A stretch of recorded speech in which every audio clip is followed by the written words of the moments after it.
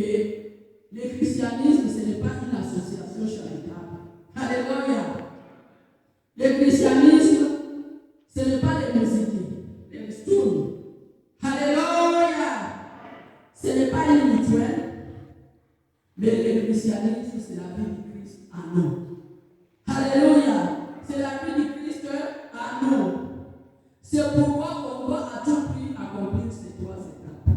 Première étape qui est la conversion. La conversion, c'est détourner d'une direction. On avait une mauvaise direction. On avait des mauvaises habitudes. On doit se détourner. Alléluia. On doit se détourner. Se détourner, c'est quand tu regardes comme ça.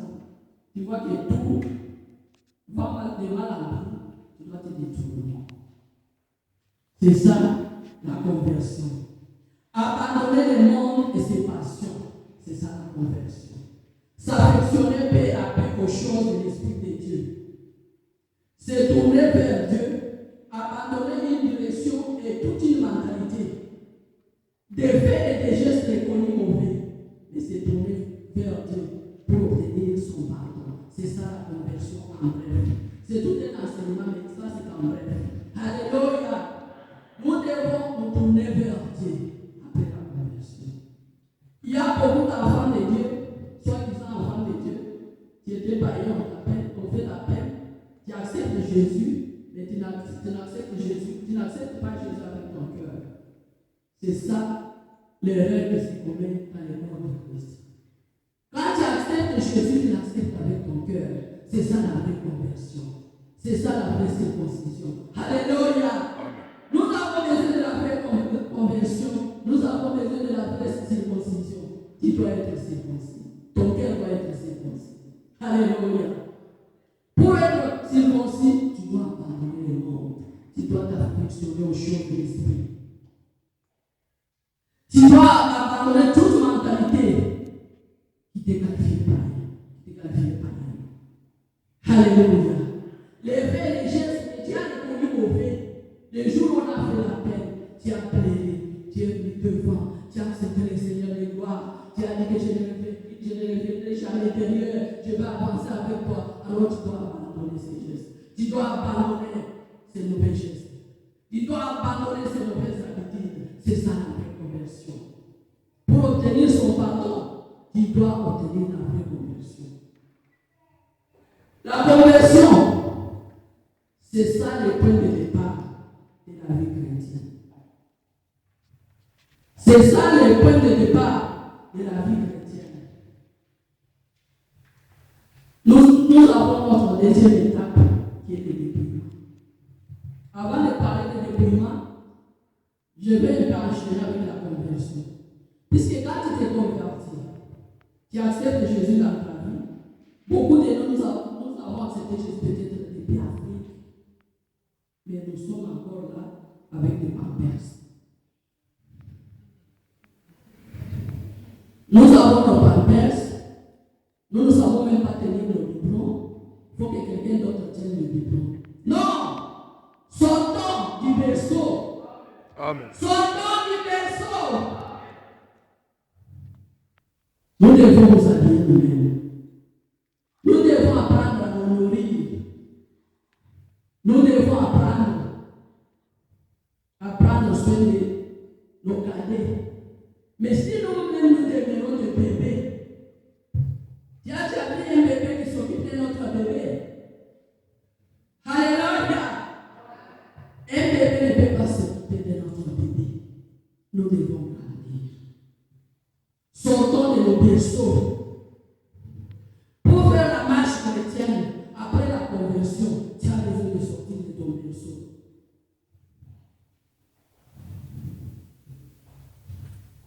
Ce qui peut t'empêcher de sortir du berceau, c'est la deuxième étape que nous allons voir, qui est le dépouillement. Très nécessaire.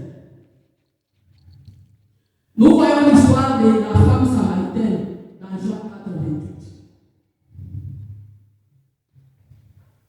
Quand elle a rencontré le Seigneur de gloire, elle était au puits, elle cherchait de l'eau. Ce sont nos moyens personnels que nous utilisons. C'est ça l'eau de la femme samaritaine.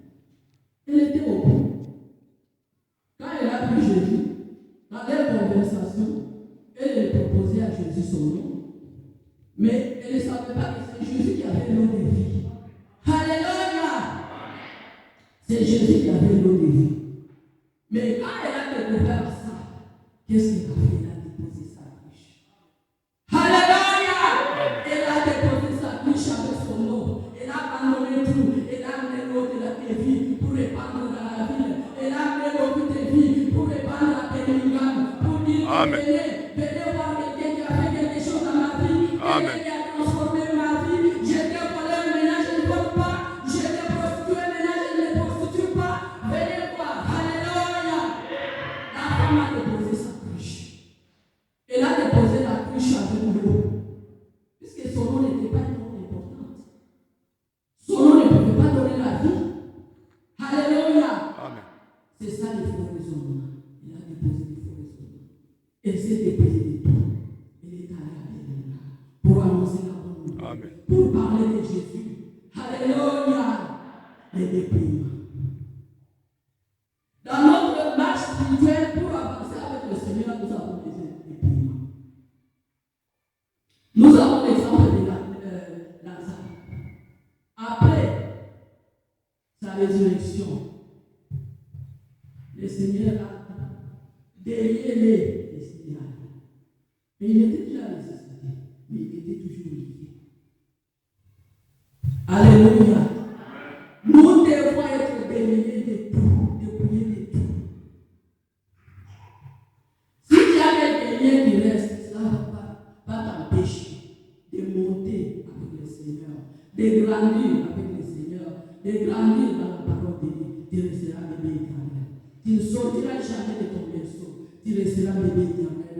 Non, ils ne sont pas venus prier pour moi, je ne comprends pas pourquoi. En tout cas, pourquoi aujourd'hui on n'a pas prêché, on a seulement chanté. Moi j'avais besoin d'apprendre la parole dans la Bible et toi tu as la Bible dans ta maison. C'est comme un bébé qui regarde les biberons de l'eau. Comme il est bébé, il ne peut pas se déplacer pour prendre les biberons. Il dit, mais cette maman est chante dans son intérieur. Pourquoi il ne prend pas ces biberons pour me donner? Mais si l'enfant a grandi, mais il se lève vite, il prend les biberons, parfois toi tu dis, cet enfant a grandi, maintenant il prend ce biberon. Alléluia! Cet enfant a grandi depuis qu'il a porté les pampers, il n'a pas fait pipi, alors il se débarrasse de pampers pour aller aux toilettes. C'est ça la maturité. Amen. Tu ne dois pas demeurer là, on peut se faire porter les pampers, on peut se nourrir. Tu as besoin de grandir. Alors ce qui peut t'empêcher de grandir, c'est le déprimant. Après la conversion, on a besoin de Dieu aux âmes sincères. Beaucoup des enfants de Dieu ne font pas de Dieu aux âmes. Tout ce que tu avais fait quand c'était pas. Mais cela peut aussi t'empêcher de grandir spirituellement. Tu as visité des maisons de féticheurs. Tu as fait des critiques, tu as fait de n'importe quoi. Tout ça, ça peut t'empêcher de grandir. Alléluia! Après la conversion, il faut qu'une âme sincère. C'est ce que les enfants disent. Nous avons besoin de déprimants. Déprimant, c'est cesser le langage d'enfance ou le langage païen. Déprimant, c'est améliorer sa relation avec Jésus-Christ. Comment améliorer la relation avec Jésus-Christ? C'est abandonner tout ce que tu savais que c'était mauvais. Ce que je vais te dire. Tu visitais les féticheurs, tu laisses visiter les féticheurs et tu te répands. Tu fais une âme sincère. Alléluia. Sans déprimant, tu resteras toujours bébé éternel. Et tu deviendras même le risque pour la croissance de l'Église. Parce que quand toi tu es dans l'Église, tu es toujours un chrétien prégnant. Tu vois, il n'y a pas d'amour dans cette Église-là, on ne vient pas nous visiter. Mais qu'est-ce que toi tu fais pour répandre cet amour parmi les enfants de Dieu? Amen. Si tu es déjà grand, tu es déjà mature, c'est toi qui t'occuperas des membres de l'Église. Toi, tu ne chercheras pas à faire comme s'occupe de toi. Toi, tu vas te mettre debout quand quelqu'un t'a vraiment frappé par le deuil. Tu vas visiter la personne. Malgré que toi, tu avais eu le deuil et qu'on ne t'a pas visité. Mais quand tu es mature, tu te dis que non, je m'oublie.